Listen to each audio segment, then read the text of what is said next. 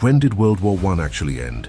Ask most people, and they will confidently state November 11th, 1918, the day the armistice was signed and the guns fell silent on the Western Front. History textbooks mark this date as the conclusion of the Great War, the moment when 4 years of industrial slaughter finally ceased and Europe began the long process of recovery. But this neat narrative obscures a troubling truth. The armistice did not end the fighting. It merely shifted it to different locations, involving different combatants, pursuing different objectives that would prove catastrophically important to the world that emerged from the war's ashes. Between 1918 and 1923, 4 major conflicts erupted across Europe and the Middle East, conflicts that killed millions, displaced entire populations, redrawed maps, and established patterns of violence and territorial ambition that would lead directly to the Second World War. Yet for decades, these wars were treated as footnotes in history, minor disturbances in the transition from war to peace, separate incidents unconnected to the larger narrative of 20th century conflict. Historians studying World War I focused on the trenches of the Western Front, the great battles, the political decisions that led to war, and the treaty negotiations that followed. The wars that came after were relegated to specialized studies, regional histories, obscure academic journals read by few. This historical blindness had consequences. By failing to recognize these conflicts as integral parts of the post-World War I settlement, historians missed crucial patterns that explained how the unstable peace of 1919 collapsed so completely by 1939. They overlooked how the methods and ideologies tested in these forgotten wars became the blueprint for aggression in the 1930s. They failed to connect the territorial disputes left unresolved by these conflicts to the flashpoints that ignited World War II. The 4 wars that historians overlooked were not minor epilogues to the Great War. They were, in many ways, the opening acts of the next global catastrophe. The recovery of these forgotten conflicts represents one of the most significant shifts in 20th century historiography. Beginning in the 1960s and accelerating through the end of the Cold War, historians gradually recognized that their understanding of the interwar period had been fundamentally incomplete. The standard narrative of a brief peace between 1918 and 1939 gave way to a more complex picture of continuous conflict, ideological struggle, and territorial instability that made the Second Global War not an aberration, but a continuation of unfinished business from the first. The world that emerged from World War I in November 1918 was fundamentally broken. 4 great empires, the German, Austro-Hungarian, Russian, and Ottoman, had collapsed, leaving vast territories without clear governance or internationally recognized borders. Millions of soldiers were demobilized with no jobs to return to and no prospects in economies devastated by 4 years of total war. Revolutionary ideologies, particularly communism and its radical nationalist opponents, competed for the allegiance of populations traumatized by war and disillusioned with the old order that had led them into catastrophe. The victorious Allied powers, Britain, France, the United States, and their associates, gathered in Paris to negotiate peace treaties that would, in the words of President Woodrow Wilson, make the world safe for democracy and prevent future wars. The resulting Treaty of Versailles and associated agreements attempted to impose order on chaos, drawing new borders, creating new nations, and establishing systems of international governance meant to preserve peace. But the peacemakers in Paris faced an impossible task. They were trying to satisfy contradictory promises made during the war, balance competing national interests among the victors, and contain revolutionary movements that threatened to spread across Europe. The Paris Peace Conference, which opened in January 1919, brought together delegates from 32 nations. But the major decisions were made by the Big Four: Wilson of the United States, David Lloyd George of Britain, Georges Clemenceau of France, and Vittorio Orlando of Italy. These leaders had different priorities and perspectives. Wilson sought to create a new international order based on democracy and collective security. Clemenceau wanted to ensure French security by permanently weakening Germany. Lloyd George attempted to balance punishment of Germany with maintaining a balance of power in Europe. Orlando sought territorial gains for Italy as compensation for the war's costs. The principle of national self-determination, championed by Wilson, suggested that peoples should govern themselves in nation-states defined by ethnicity and language. But this principle was impossible to apply cleanly in regions where populations were mixed. where historical claims overlapped, and where strategic considerations outweighed idealistic principles. The result was a patchwork of new borders that satisfied no one completely and left numerous territorial disputes unresolved, disputes that would soon erupt into violence. Moreover, the peace conference focused primarily on Western and Central Europe, where the main battles of World War I had been fought. Eastern Europe, the Balkans, and the former Ottoman territories received less attention and more arbitrary treatment. Lines were drawn on maps by diplomats who knew little about local conditions, who made decisions based on great power interests rather than the wishes of local populations. These regions became testing grounds for the new international order, and the tests revealed fundamental flaws that the architects of the peace were unwilling or unable to address. The economic devastation of World War I compounded these political challenges. The war had cost the major European powers enormous sums. Britain and France had borrowed heavily from the United States, while Germany faced massive reparations bills intended to compensate the victors for war damages. The productive capacity of Europe had been severely damaged, with industrial regions destroyed, agricultural production disrupted, and trade networks broken. The influenza pandemic of 1918 to 1919 killed millions more people, further weakening societies already traumatized by war.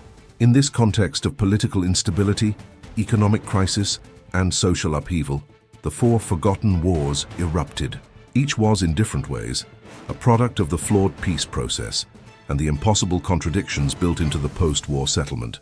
Each tested whether the new international order could maintain peace and whether the principles proclaimed in Paris would actually be applied consistently. And each demonstrated, in ways that contemporaries only dimly understood and historians would not fully recognize for decades, that the World War had not ended in 1918, but had merely entered a new phase. The four wars that erupted in the aftermath of World War I were, in different ways, products of this flawed peace process. Each began as an attempt to resolve disputes that the Paris peacemakers had either ignored or inadequately addressed. Each involved new forms of warfare and political organization that would become characteristic of 20th century conflict, and each contributed to the conditions that made World War II possible and ultimately inevitable. The first of these overlooked conflicts was the Russian Civil War, which raged from 1918 to 1922 and killed an estimated 7 to 12 million people through combat, disease, and famine. This war began even before the armistice that ended World War I, but it intensified afterward and became entangled with the broader European settlement. The Bolshevik government that had seized power in Russia in November 1917 faced opposition from multiple directions. Monarchist officers seeking to restore the old order, moderate socialists who opposed Bolshevik authoritarianism, regional nationalists seeking independence, and Allied forces intervening to prevent communism from spreading. The Russian Civil War was remarkable for its brutality and for the ideological clarity with which both sides fought. The Bolshevik Red Army, organized by Leon Trotsky, and the various white armies opposing them both employed terror as a deliberate policy, executing prisoners, massacring civilians suspected of supporting the enemy, and destroying food supplies to deny resources to opponents. The war featured the first large-scale use of concentration camps as tools of political control, the systematic targeting of civilian populations, and the mobilization of entire societies for ideologically motivated conflict. The Bolsheviks developed the concept of Red Terror as official policy in September 1918, following an assassination attempt on Lenin. The Cheka, the Bolshevik secret police, was authorized to arrest and execute anyone deemed a threat to the revolution, with quotas established for the number of class enemies to be eliminated in each region.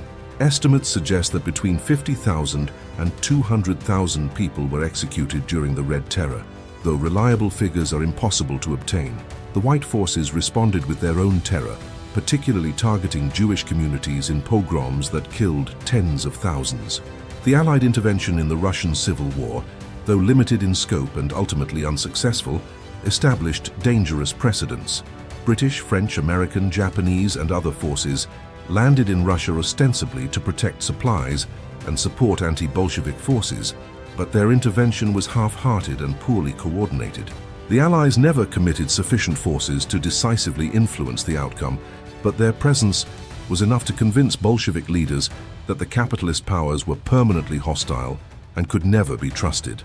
This conviction would shape Soviet foreign policy for decades and contribute to the division of Europe after World War II. The American intervention was particularly revealing of the contradictions in Allied policy.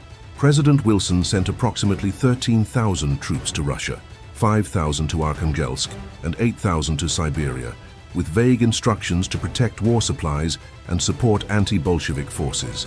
But Wilson was deeply ambivalent about the intervention, uncomfortable with interfering in what he considered an internal Russian affair, yet unwilling to allow Bolshevism to spread unchecked. American forces remained in Russia until 1920, long after the armistice with Germany, suffering casualties in a conflict that most Americans did not understand and that their government could not clearly explain. The Russian Civil War also served as a laboratory for revolutionary warfare.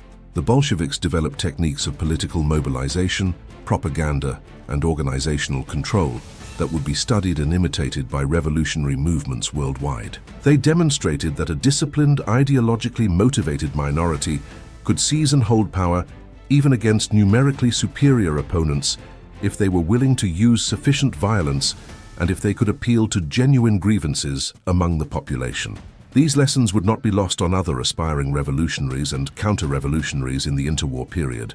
The second overlooked conflict was the Greco-Turkish War of 1919-1922, a brutal struggle that ended with the destruction of the Greek population of Asia Minor and the establishment of modern Turkey under Mustafa Kemal Ataturk. This war grew out of the Allied decision to partition the Ottoman Empire, with Greece receiving territory in western Anatolia as a reward for joining the Allied side during World War I.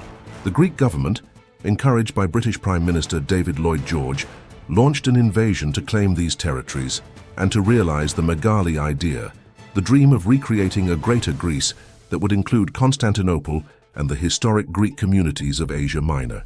The Greek invasion began in May 1919 when Greek forces landed at Smyrna with Allied approval. Initially, the invasion was successful, with Greek forces advancing into the interior of Anatolia against limited Ottoman resistance.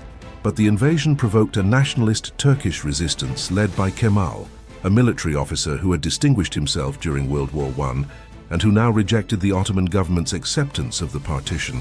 Kemal organized nationalist forces in the Anatolian interior, establishing a rival government that claimed to represent the true interests of the Turkish people. The war was characterized by extreme brutality on both sides, with systematic massacres of civilian populations, destruction of cities, and deliberate policies of ethnic cleansing.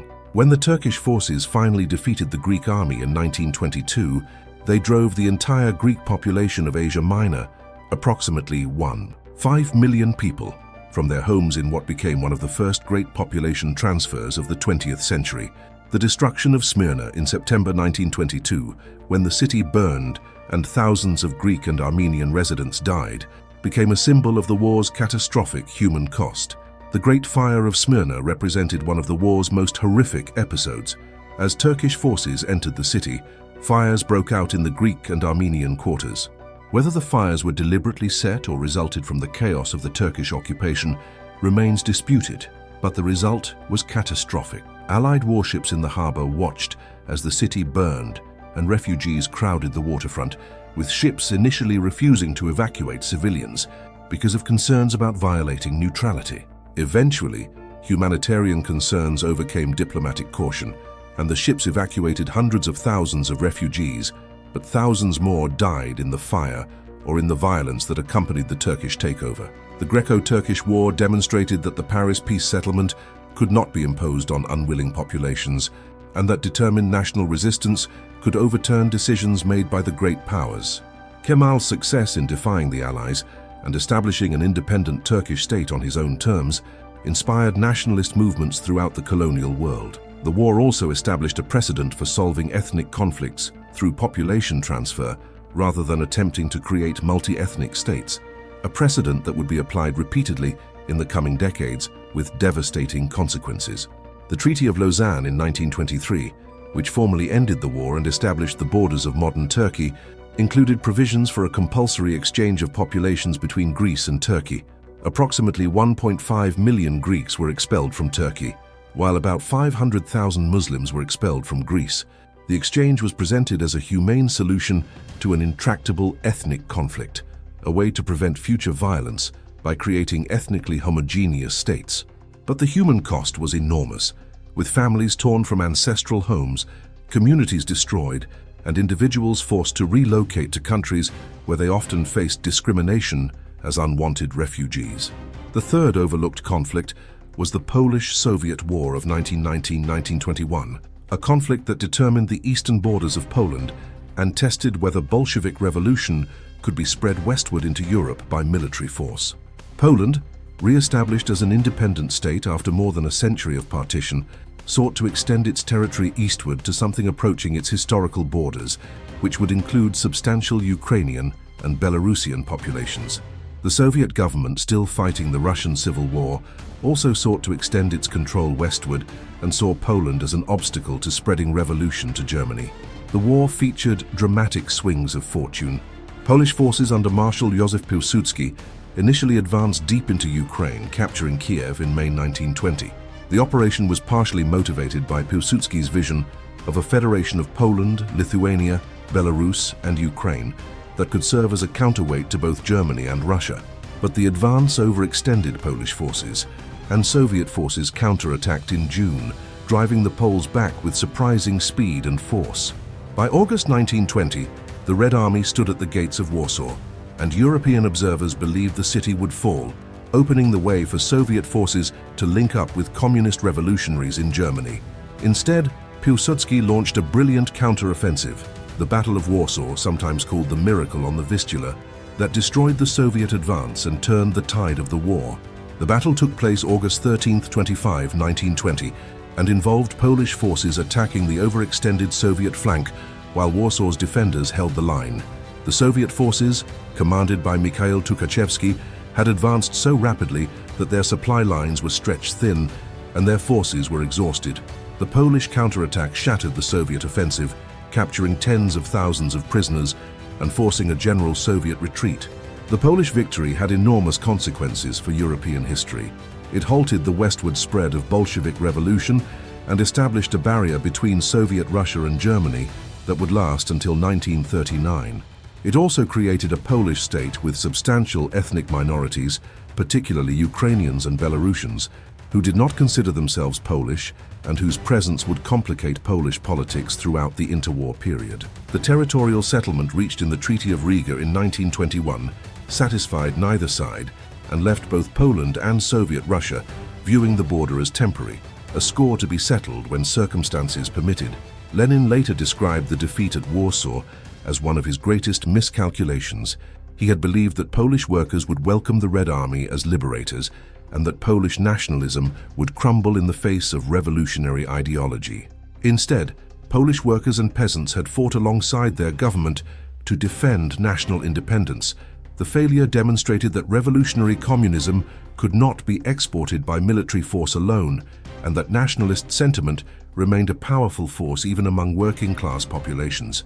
The fourth overlooked conflict was actually a series of related conflicts in the Caucasus and Central Asia from 1918 to 1923, where Bolshevik forces fought to re-establish Russian control over territories that had declared independence after the collapse of the Russian Empire. These conflicts involved Armenia, Georgia, Azerbaijan, and various Central Asian territories, each of which had established independent governments that were ultimately suppressed by the Red Army. The most tragic of these conflicts was the Armenian experience. Armenia had suffered genocidal massacres by the Ottoman government during World War I, losing perhaps 1.5 million people. After the war, an independent Armenian republic was established, but it found itself caught between Turkish nationalists and Bolshevik forces, both of whom coveted Armenian territory. The brief independence ended in 1920 when the Red Army invaded, and Armenia became a Soviet republic. The territorial disputes between Armenia and Turkey, and between Armenia and Azerbaijan over Nagorno-Karabakh, were supposedly settled by Soviet authority, but in fact merely frozen, to re-emerge violently after the Soviet Union collapsed in 1991. Georgia's experience was similar, but even more directly contradicted Wilson's principle of national self-determination. Georgia had established a democratic republic in 1918, led by Mensheviks, who represented a moderate socialist alternative to Bolshevism. The Georgian government was recognized by the Allied powers, and Georgia enjoyed genuine independence for 3 years. But in 1921, the Red Army invaded on the pretext of supporting a communist uprising, and Georgia was forcibly incorporated into the Soviet Union. The invasion was a blatant violation of Georgian sovereignty and demonstrated that the League of Nations could not protect small states against great power aggression. Azerbaijan's path to Soviet control was somewhat different. After declaring independence in 1918, Azerbaijan experienced political instability and conflict with Armenia over Nagorno-Karabakh, a mountainous region with a majority Armenian population but located within Azerbaijani territory. The Red Army occupied Azerbaijan in 1920, encountering limited resistance. The Soviet authorities then brokered an agreement that left Nagorno-Karabakh within Azerbaijan, but with autonomous status, a compromise that satisfied no one and created a territorial dispute that would explode into violence 70 years later. Central Asia saw similar patterns of initial independence, followed by Soviet reconquest. The Turkestan Autonomous Soviet Socialist Republic, established in 1918, quickly came under the control of local Bolsheviks, but faced resistance from the Basmachi movement, a coalition of Islamic traditionalists and nationalists who fought a guerrilla war against Soviet rule. The conflict continued until 1923, with Soviet forces gradually suppressing resistance through a combination of military force and political concessions. The borders drawn by Soviet authorities in Central Asia, creating the republics of Kazakhstan, Kyrgyzstan, Tajikistan, Turkmenistan, and Uzbekistan, often divided ethnic groups and created administrative boundaries that would become problematic when these republics gained independence in 1991. These 4 conflicts shared common characteristics that historians initially failed to recognize as patterns pointing toward World War II.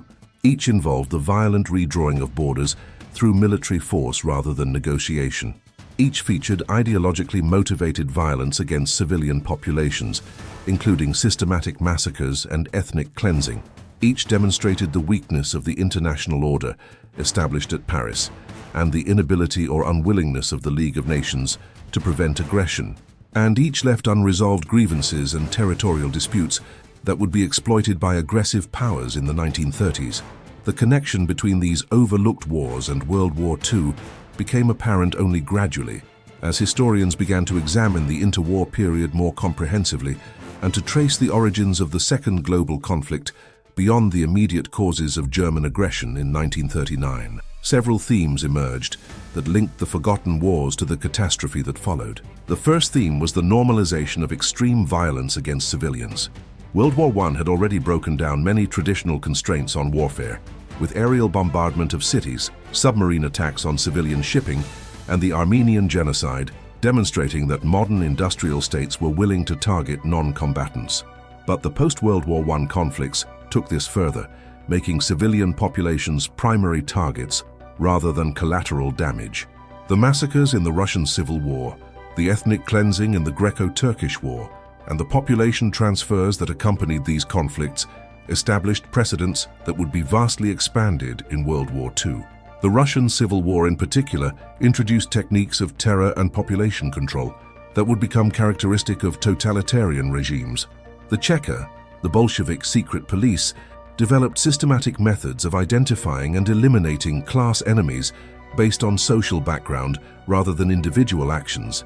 The concept of collective guilt, holding entire categories of people responsible for the presumed attitudes of their class or ethnicity, became official policy. Concentration camps were established not just to hold prisoners of war, but to isolate and exploit entire populations deemed dangerous to the regime. These methods would be studied carefully by both Stalin and Hitler, who would apply them on unprecedented scales. The scale of civilian suffering in these conflicts was staggering. In the Russian Civil War, more people died from disease and famine than from combat, as both sides deliberately destroyed agricultural production and infrastructure to deny resources to their enemies. The typhus epidemic that swept Russia during the Civil War killed millions. The famine of 1921-1922, partly caused by drought but exacerbated by the requisitioning policies of both Reds and Whites, killed perhaps 5 million people. These deaths were not accidental byproducts of war. but deliberate consequences of policies that prioritized military and political objectives over civilian welfare. The second theme was the failure of international institutions to maintain peace or constrain aggression. The League of Nations, established to prevent future wars through collective security and international law, proved ineffective from its inception. The League had no mechanism to enforce its decisions against determined violators. Its covenant required unanimous decisions, meaning any member could veto action. And the United States, whose president had been the League's primary architect, never joined, severely limiting the organization's credibility and capability. The Forgotten Wars of 1918-1923 provided early evidence of the League's weakness. The organization was powerless to stop the Russian Civil War, which the Allied powers viewed as an internal affair despite massive civilian casualties. It could not prevent the Greco-Turkish War or ameliorate its humanitarian consequences. It played no meaningful role in the Polish-Soviet War, and it stood aside as the Caucasus and Central Asian territories were forcibly incorporated into the Soviet Union. The pattern was clear. The League could facilitate negotiations when parties wanted to negotiate, but it could not compel action or restrain aggression when nations were determined to use force. This institutional weakness taught a dangerous lesson to potential aggressors in the 1930s. Leaders like Benito Mussolini, Adolf Hitler, and the Japanese militarists observed that international law and institutions had no teeth, that aggression could succeed if pursued with sufficient determination, and that the democratic powers would not act decisively to uphold the international order they had created. The failure to confront aggression in the immediate post-war period established patterns of appeasement and inaction that would culminate in the disasters of the 1930s. The League's failure was not merely institutional, but reflected deeper problems in the international system. The major powers that dominated the League, Britain and France, were exhausted by World War I and unwilling to commit resources to enforcing the peace. Their publics had no appetite for new military interventions. Their economies were strained by war debts and reconstruction costs. They faced domestic political challenges from both revolutionary movements and reactionary forces. In this context, the League became a convenient fiction that allowed statesmen to claim they were upholding international order while actually pursuing narrow national interests and avoiding difficult commitments. The third theme was the power of nationalist ideology to motivate populations and justify extreme measures. The post-World War I conflicts were not primarily about traditional goals of conquest or dynastic ambition. They were about nationalist visions of ethnic homelands, about creating or defending nation-states defined by language and culture, about historical grievances and future dreams. This nationalist motivation proved remarkably powerful, enabling leaders like Kemal Ataturk and Joseph Pilsudski to mobilize populations that had been exhausted by World War I for new rounds of fighting. Nationalism also proved to be a flexible ideology that could be combined with other political programs. Bolshevik internationalism, in practice, accommodated Russian nationalism and imperialism. Turkish nationalism incorporated secular modernization as well as ethnic identity. Polish nationalism combined democratic rhetoric with authoritarian politics. This flexibility meant that nationalist movements could appeal to diverse constituencies and could adapt their programs to changing circumstances while maintaining their core identity and goals. The nationalist conflicts of 1918-1923 demonstrated that the principle of national self-determination, far from solving Europe's problems as Wilson had hoped, actually created new conflicts by raising expectations that could not be satisfied and by defining identity in exclusive ethnic terms that required the expulsion or subordination of minorities. The new borders drawn after World War I did not create ethnically homogeneous nation-states. They created states with large minority populations who felt alienated from and threatened by the majority, and majorities who viewed minorities as potential fifth columns threatening national security. The concept of national self-determination was applied selectively and inconsistently by the Paris peacemakers. It was invoked to justify breaking up the Austro-Hungarian and Ottoman empires and creating new states in Eastern Europe. But it was not applied to colonial territories held by the victorious powers. Despite pleas from colonized peoples, it was not extended to ethnic minorities within the new states who were expected to accept minority status rather than receiving self-determination. And it was not applied when it conflicted with great power interests as when the Caucasus and Central Asian peoples were left to be reconquered by Bolshevik Russia. The fourth theme was the emergence of new forms of authoritarian politics that combined nationalism, revolutionary ideology, and modern organizational techniques. The leaders who emerged from the post-war conflicts, Stalin in Russia, Kemal in Turkey, Piłsudski in Poland, were not traditional monarchs or aristocrats. They were revolutionary figures who created new forms of political legitimacy based on their roles as national saviors and their promises to transform their societies fundamentally. These new authoritarian leaders developed techniques of political control that would be refined and expanded by the totalitarian regimes of the 1930s. They used propaganda to create cults of personality and to mobilize popular support. They built party and state organizations that penetrated society far more deeply than traditional monarchies had. They employed terror selectively to eliminate opponents while claiming to act on behalf of the people. They combined nationalism with social transformation, promising both national greatness and improvement in ordinary people's lives. The success of these authoritarian leaders in the post-war conflicts suggested that democracy was not the only viable form of government in the modern world and might not even be the most effective. While the democratic victors of World War I struggled with economic problems, political instability and social conflict, the new authoritarian states appeared dynamic and successful. They mobilized their populations effectively, pursued clear national goals, and achieved results that earned them genuine popular support. This appearance of authoritarian effectiveness would prove dangerously attractive in the 1930s, as democratic states failed to address the Great Depression and as fascist regimes claimed to offer superior alternatives. Kemal's Turkey became a model for modernizing authoritarian regimes throughout the developing world. His combination of secular nationalism, state-directed economic development, and single-party rule demonstrated that non-Western societies could modernize without adopting Western-style democracy. His success in defying the great powers and establishing Turkish independence inspired anti-colonial movements. His use of state power to transform Turkish society, including the abolition of the caliphate, the adoption of Western legal codes, the requirement that Turkish be written in Latin script, and the promotion of Turkish language and culture at the expense of minority identities, showed how authoritarian governments could reshape societies in ways democratic governments could not. Stalin's Soviet Union developed an even more comprehensive form of authoritarian control. Building on the techniques developed during the Russian Civil War, Stalin created a totalitarian state that controlled virtually every aspect of life. The collectivization of agriculture, the industrialization drives, the purges that eliminated potential opponents, the pervasive surveillance and informant networks, the propaganda that penetrated every institution, all of these created a new kind of state that exercised power in ways unprecedented in human history. The Soviet model would inspire and influence revolutionary movements worldwide, while also provoking reactionary responses that contributed to the rise of fascism. The recognition that the four post-World War I conflicts had been unjustly overlooked and that they had played crucial roles in shaping the path to World War II came gradually and through the work of several generations of historians. The process of recovering these forgotten wars and understanding their significance involved both new research and theoretical shifts in how historians approached the study of war and peace.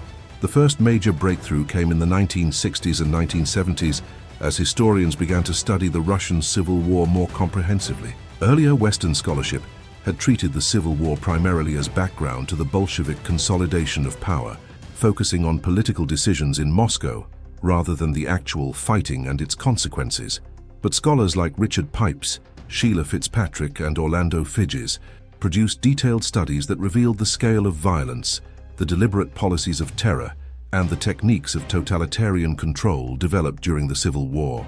These studies demonstrated that Stalin's purges and the Soviet system's extreme violence were not aberrations or perversions of communist ideology, but rather extensions of methods developed during the Civil War and applied throughout Soviet history. They also revealed how the Civil War had shaped Soviet foreign policy, creating a siege mentality and a conviction that the Soviet Union was surrounded by hostile capitalist powers that would destroy it if given the chance. This understanding helped explain Soviet behavior during the interwar period and during World War II, when Stalin proved willing to cooperate with Hitler in partitioning Poland because he trusted neither the Western democracies nor Nazi Germany and sought to buy time and space for Soviet security. Orlando Fiji's work in particular emphasized the cultural and social dimensions of the Russian Civil War, showing how the conflict transformed Russian society and created the foundations for Stalin's totalitarian state. His research revealed how ordinary people experienced the Civil War, how communities were torn apart by ideological conflict, and how the violence of the period created a generation that had learned to survive through ruthlessness and submission to authority. This perspective helped explain not just the Soviet system's political structure, but also the broader social dynamics that made Stalinism possible. The second breakthrough involved re-examination of the Greco-Turkish War and its consequences. Michael Llewellyn Smith's book, Ionian Vision, 1973, provided a detailed account of the Greek campaign in Asia Minor and its catastrophic conclusion. Arnold Toynbee's earlier work on the population exchanges, combined with newer studies by scholars like René Hirschen, revealed how the destruction of the Greek communities in Asia Minor had been not just a humanitarian disaster, but a deliberate act of ethnic cleansing that established patterns for later conflicts. Historians began to recognize that the Greco-Turkish War had been a turning point in how ethnic conflicts were resolved. Instead of attempting to protect minority populations within multi-ethnic states, the international community had endorsed and facilitated the forced separation of populations through compulsory exchange. The Lausanne Convention of 1923, which formalized the Greek-Turkish population exchange, was initially praised as a realistic solution to an intractable problem, but scholars increasingly recognized it as legitimizing ethnic cleansing and establishing a precedent that would be invoked to justify later atrocities. The connection between the Greco-Turkish population exchange and the Nazi program of ethnic reorganization in Eastern Europe during World War II became a subject of scholarly investigation. While the scale and methods differed enormously, the population exchange was negotiated and internationally supervised. While Nazi ethnic policies involved systematic genocide, the underlying principle was similar, that ethnic conflicts could be solved by separating populations and creating ethnically homogeneous states.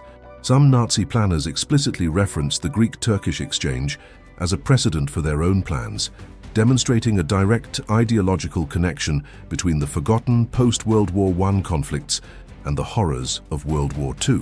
Mark Mazower's work on the Balkans and Erik Jan Zerke's research on Turkish history further illuminated how the Greco-Turkish War had transformed both societies.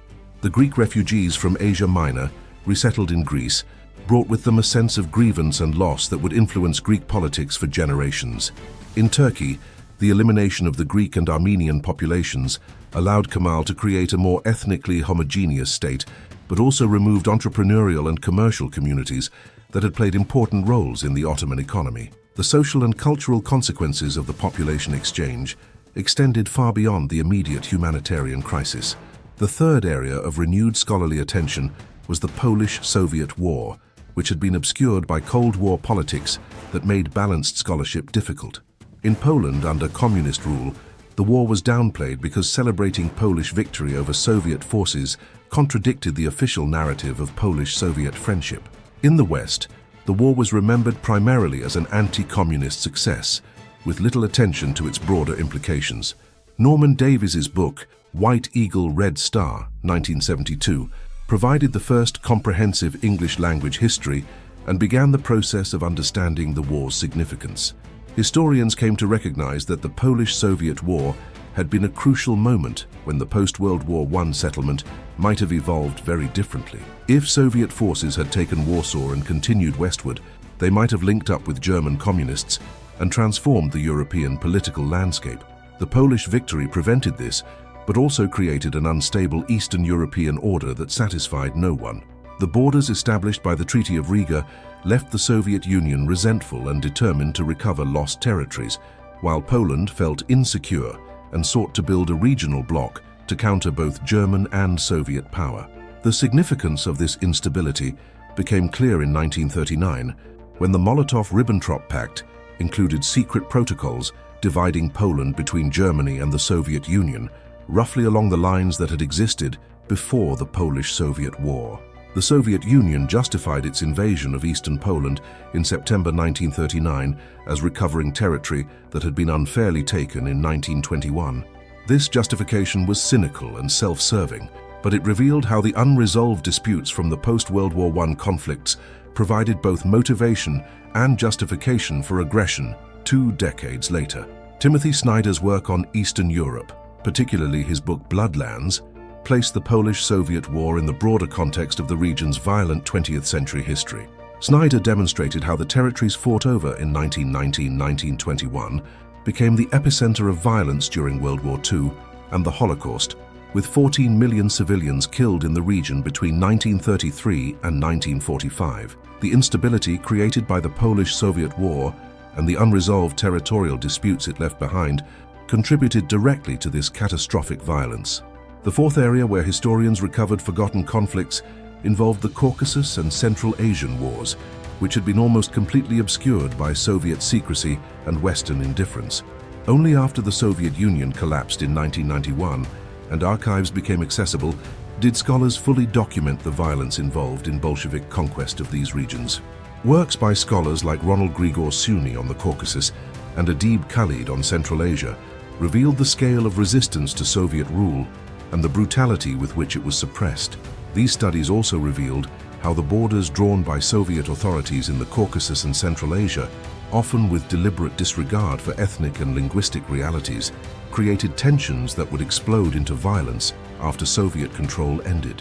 The Nagorno-Karabakh conflict between Armenia and Azerbaijan, the conflicts in Georgia involving Abkhazia and South Ossetia, and the various Central Asian border disputes all had roots in decisions made during the 1918 to 1923 period when Bolshevik forces were reconquering the former Russian Empire. The recovery of these histories demonstrated how Soviet policy had deliberately created administrative boundaries that divided ethnic groups and created dependencies that made independence difficult.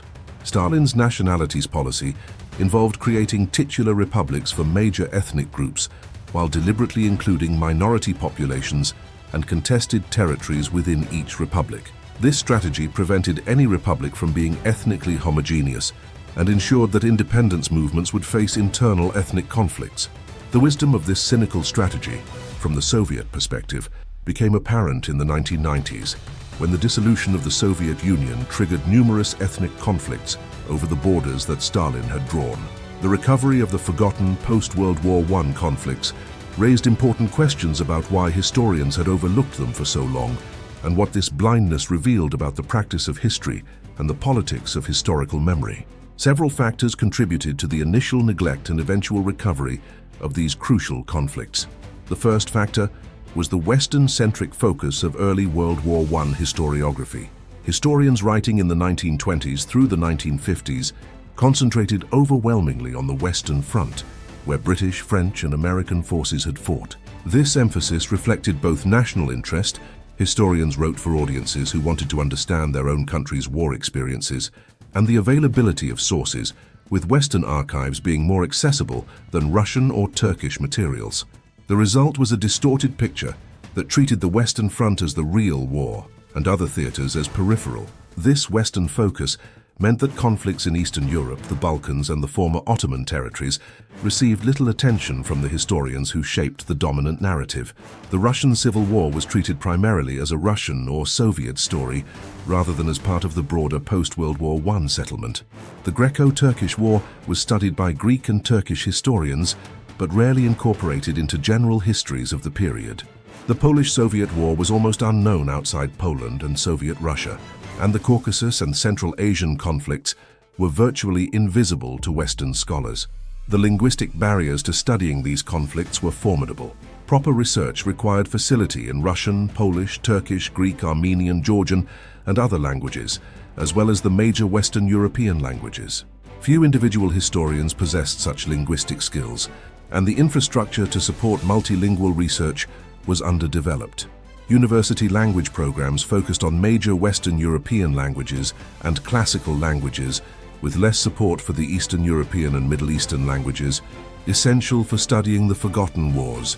The Cold War reinforced this pattern of neglect. During the decades when these conflicts might have been systematically studied, Access to Soviet archives was impossible, and the ideological divisions of the Cold War made balanced scholarship difficult. Western historians had limited interest in conflicts that seemed to demonstrate communist ruthlessness or nationalist resistance to communism, as these topics were too politically charged for careful historical analysis.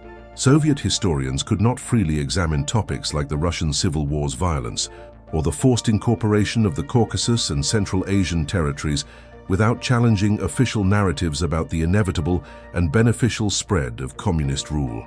The Soviet archives that did open after 1991 revealed extensive documentation of the post-World War I conflicts, including materials on the Russian Civil War, the Polish-Soviet War, and the Caucasus and Central Asian campaigns. These materials confirmed much of what Western historians had pieced together from other sources, but also revealed new details about Soviet decision-making, the scale of violence, and the deliberate policies of ethnic manipulation and terror. The archival opening enabled a new generation of scholarship that could finally study these conflicts comprehensively. The second factor contributing to neglect was the temporal framing of historical periodization. Historians studying World War I typically ended their narratives in November 1918 with the armistice, or at latest in June 1919 with the Treaty of Versailles. Historians studying the interwar period typically began their narratives in the mid-1920s after the immediate post-war turbulence had settled.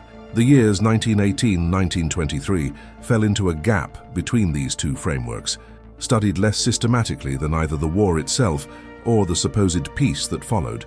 This periodization problem reflected a broader issue in how historians conceptualized war and peace. The traditional framework treated them as binary states. Either nations were at war or they were at peace, with clear beginnings and endings marked by declarations and treaties. But the post-World War I experience demonstrated that the transition from war to peace was prolonged, messy, and violent, involving multiple conflicts that were not clearly connected to each other, but were all part of a broader process of settling the war's consequences. Historians lacked a conceptual framework for understanding this transition, so they treated the individual conflicts as separate events rather than as interconnected parts of a larger pattern. The development of new periodization schemes helped overcome this problem. Some historians began to speak of a long First World War that extended from 1914 to 1923, treating the post-armistice conflicts as continuation of the World War rather than as separate events. Others developed the concept of an age of catastrophe, covering 1914-1945, seeing the entire period as a continuous crisis in European civilization. These new frameworks made the forgotten wars central rather than peripheral to the major historical narratives. The third factor was the challenge of multilingual and multi-archival research. Properly studying the post-World War I conflicts required access to sources in Russian, Polish, Turkish, Greek, Armenian, Georgian, and other languages, as well as the major Western European languages. It required working in archives scattered across multiple countries, some of which were inaccessible during the Cold War. Few individual historians had the linguistic skills, resources, and time to conduct such comprehensive research, so the full story remained fragmented across national historiographies that rarely communicated with each other. Only in the 1970s and 1980s did a generation of historians emerge with the training, resources, and international cooperation necessary to study these conflicts comprehensively. The expansion of university funding for research, the development of area studies programs that trained specialists in Eastern European and Middle Eastern history, and the gradual easing of Cold War tensions all contributed to enabling the research that recovered the forgotten wars. International scholarly networks developed that allowed historians from different countries to collaborate, share sources, and develop common analytical frameworks. The fourth factor was conceptual. Historians had not developed frameworks for understanding how the post-World War I conflicts connected to World War II. The dominant explanations for World War II emphasized the Treaty of Versailles' harshness toward Germany, the Great Depression's economic devastation, the rise of totalitarian ideologies, and the failure of appeasement. These explanations focused on the 1930s and on German aggression as the primary cause of war. They left little room for considering how conflicts in the immediate post-war period had shaped the conditions that made German aggression possible and successful. The development of new conceptual frameworks in the 1980s and 1990s enabled historians to see these connections more clearly. The concept of total war helped historians understand how World War I had broken down barriers between military and civilian spheres, creating conditions for the even more extreme violence of World War II. The concept of ethnic cleansing, developed to describe conflicts in the former Yugoslavia in the 1990s, provided language for understanding similar policies in the post-World War I period. The concept of failed peace, examining why the post-World War I settlement collapsed so completely, directed attention to the unresolved conflicts of 1918-1923. One particularly important interpretive framework was the idea of Europe's civil war, developed by historians like Ernst Nolte and Enzo Traverso. This framework suggested that the period from 1914 to 1945 should be understood as a single extended conflict, a European civil war over competing visions of political, social and economic organization. This interpretation made the post-World War I conflicts central rather than peripheral, seeing them as battles in an ongoing ideological struggle rather than as separate incidents between the two world wars. This framework was controversial and remains debated. Critics argued that it minimized the specific evil of Nazism by treating it as just one of several competing ideologies rather than as uniquely murderous. They also questioned whether the metaphor of civil war was appropriate for conflicts involving sovereign states rather than factions within a single polity. But even critics acknowledged that the framework had value in drawing attention to continuities across the 1914-1945 period and in highlighting how the post-World War I conflicts had contributed to the radicalization of European politics. The comparative study of genocide and mass atrocities also contributed to recovering the forgotten wars. Historians studying the Holocaust began to examine earlier instances of ethnic violence and population elimination, tracing the intellectual and policy antecedents of Nazi crimes. This research revealed connections between the Armenian genocide during World War I, the ethnic cleansing during the post-war conflicts, and the Nazi program of racial reorganization. While each atrocity was unique in its circumstances and motivations, patterns emerged that suggested a progressive radicalization of ethnic violence across the period. The recovery of the forgotten post-World War I conflicts and the recognition of their role in shaping World War II represents one of the most significant shifts in historical understanding of the 20th century. What had been treated as footnotes, the Russian Civil War, the Greco-Turkish War, the Polish-Soviet War, and the conflicts in the Caucasus and Central Asia, are now understood as central to explaining how the unstable peace of 1919 collapsed into the catastrophe of 1939. These conflicts were not minor disturbances or separate incidents. They were laboratories where techniques of ethnic cleansing, totalitarian control, and ideologically motivated violence were developed and tested. They were missed opportunities, where the international community's failure to act decisively against aggression established dangerous precedents that would be exploited in the 1930s.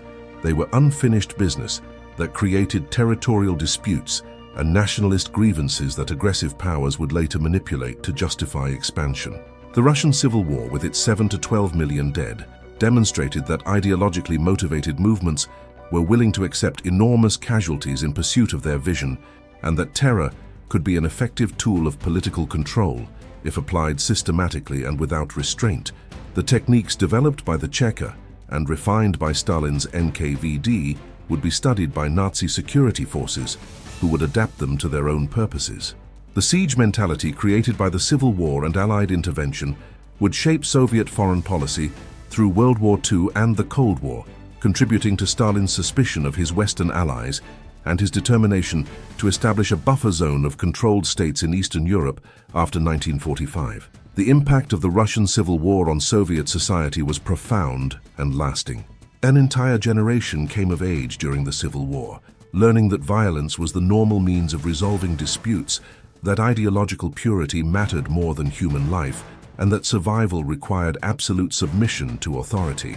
This generation would staff the Soviet bureaucracy, manage the collectivization of agriculture, and carry out the purges of the 1930s.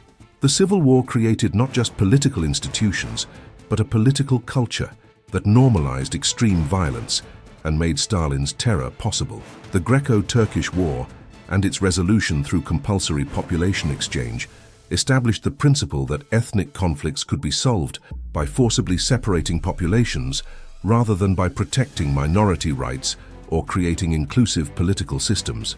This principle, seemingly pragmatic and realistic, actually legitimized ethnic cleansing and provided precedents that would be invoked to justify far worse atrocities. The destruction of the Greek communities in Asia Minor was a humanitarian disaster involving 5 million refugees, but it was small compared to the ethnic reorganization of Eastern Europe during and after World War II, when tens of millions would be expelled, transferred, or murdered in the name of creating ethnically homogeneous states. The precedent set by the Greco-Turkish population exchange would be explicitly invoked by Nazi planners designing their program of ethnic reorganization in Eastern Europe. While the Nazis went far beyond population transfer to systematic genocide, the underlying logic was similar, that ethnic diversity was a problem to be solved rather than a normal condition of human society, and that the solution involved physically separating or eliminating populations. The legitimization of this logic by the international community in 1923 contributed to the normalization of ethnic cleansing as a policy option. The Polish-Soviet War determined the borders of Eastern Europe in ways that satisfied neither Poland nor the Soviet Union and created an unstable buffer zone between them. The territorial settlement reached at Riga in 1921 was always viewed as temporary by Soviet leaders, who waited for an opportunity to recover what they considered lost Russian territory.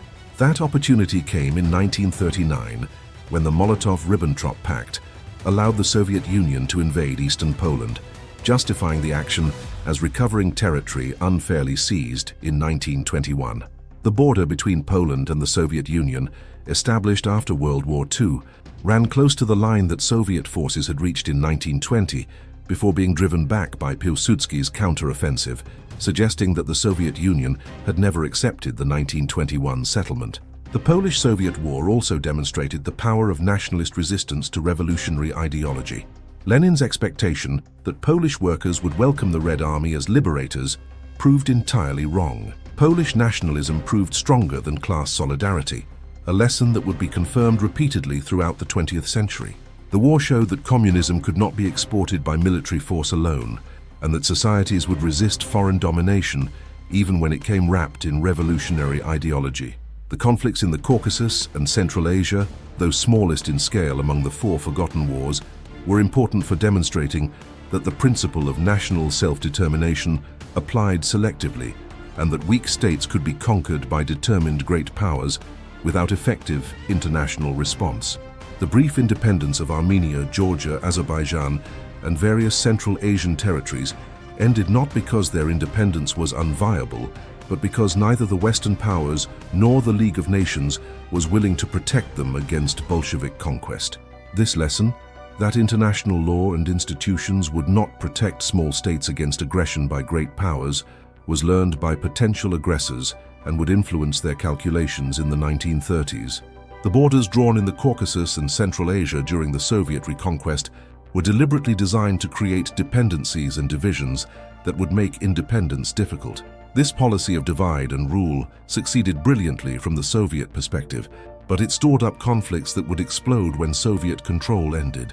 The territorial disputes over Nagorno-Karabakh, Abkhazia, South Ossetia, and various Central Asian border regions all have their origins in the decisions made between 1918 and 1923. The historical recovery of these conflicts has changed how we understand the path to World War II. Earlier interpretations focused heavily on the Treaty of Versailles and its treatment of Germany, arguing that the harsh terms imposed on Germany created grievances that Hitler exploited. While there is truth to this interpretation, it is incomplete. The instability of the post-World War I order was not just about Germany. It was about an entire international system that failed to resolve conflicts, protect smaller states, prevent ethnic cleansing, or constrain aggressive nationalism wherever it emerged.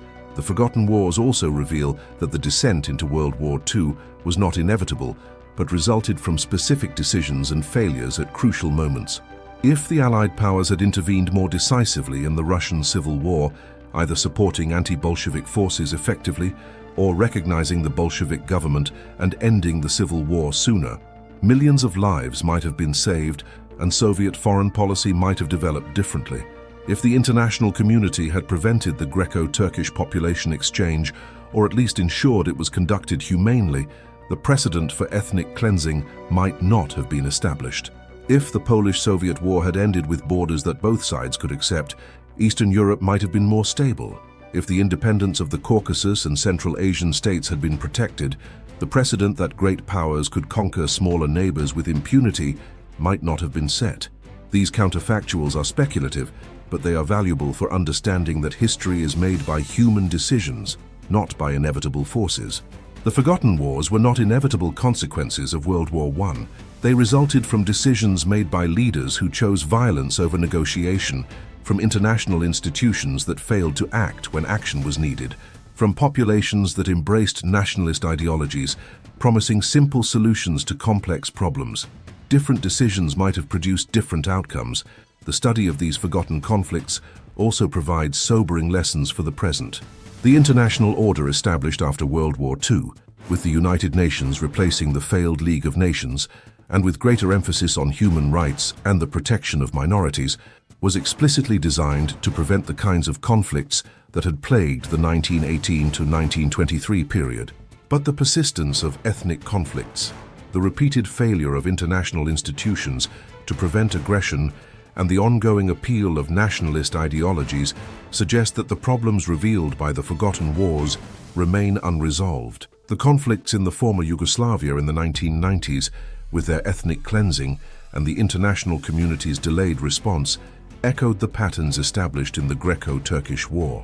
The conflicts in the Caucasus and Central Asia after the Soviet Union's collapse in 1991 represented unfinished business from 1918 to 1923, with borders and territorial disputes that had been frozen by Soviet power re-emerging violently once that power disappeared. The ongoing challenges of protecting minority populations, preventing ethnic violence, and building inclusive political systems demonstrate that the issues raised by the forgotten wars remain current.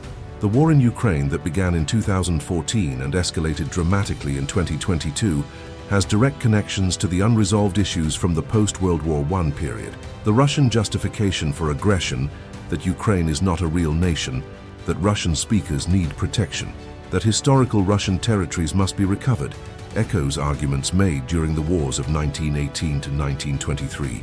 The pattern of ethnic manipulation, territorial revision through force, and international institutions' struggle to respond effectively all recall the forgotten wars and their aftermath. The historical profession's recovery of these forgotten conflicts represents an important self-correction, an acknowledgement that the initial focus on the Western Front and the major powers had missed crucial parts of the story. It demonstrates the value of international collaboration among historians, of learning languages and accessing archives across national boundaries, and of developing conceptual frameworks that can capture the complexity of historical processes that do not fit neatly into traditional periodization.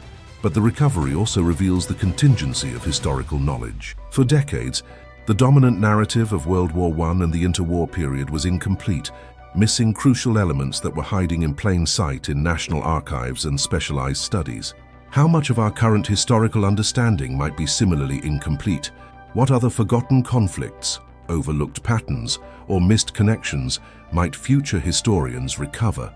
The history of the forgotten wars is also a history of historical practice itself, a reminder that what we know about the past is always provisional and subject to revision. The four wars that historians overlooked, the Russian Civil War, the Greco-Turkish War, the Polish-Soviet War, and the conflicts in the Caucasus and Central Asia, were not minor footnotes to World War I. They were, collectively, as important as the war itself in shaping the 20th century. They killed millions, displaced entire populations, established precedents for ethnic cleansing and totalitarian violence, demonstrated the weakness of international institutions, and left unresolved grievances that would contribute directly to World War II. The neglect of these conflicts for so many decades represents a significant failure of historical understanding that had real consequences. By treating these wars as separate from the main narrative of 20th century conflict, historians missed patterns that explained how unstable peace collapsed into war, how extreme violence became normalized, and how territorial disputes created persistent flashpoints. The recovery of these forgotten wars has enriched our understanding not just of the period between the world wars, but of the nature of modern conflict, the challenges of building stable international order, and the human capacity for both violence and resistance to violence. The story of why historians overlooked these four wars and how they eventually realized their importance is ultimately a story about how we construct historical knowledge and how that knowledge shapes our understanding of the present. The forgotten wars remind us that history is not a fixed narrative, but a continuous process of discovery, interpretation, and reinterpretation. They teach us to question dominant narratives, to look beyond the obvious stories to the overlooked conflicts and forgotten voices, and to recognize that understanding the past requires intellectual humility and openness to revision. Most importantly, the forgotten wars teach us that the consequences of violence and failed peacemaking persist across generations. The decisions made in 1918-1923 shaped the world of 1939-1945 and continue to influence the world of the 21st century. The ethnic conflicts in the Balkans, the Caucasus, and the Middle East, the persistence of nationalist ideologies, the challenges of building effective international institutions, the ongoing struggle to protect human rights and prevent atrocities, all of these contemporary issues have roots in the period when historians once thought World War I had ended, but when in reality the violence had simply shifted to new battlefields where it would continue to shape the modern world.